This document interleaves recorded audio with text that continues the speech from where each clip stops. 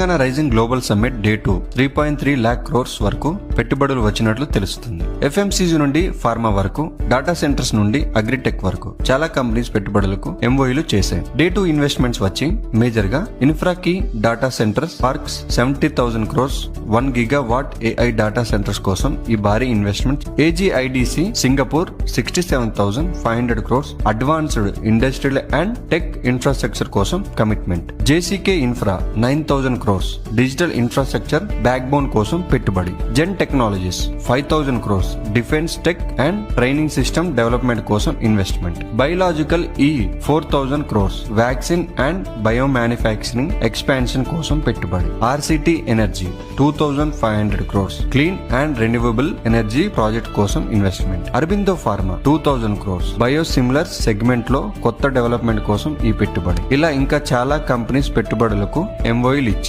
next వీడియోలో ఈ summit the 2 days over view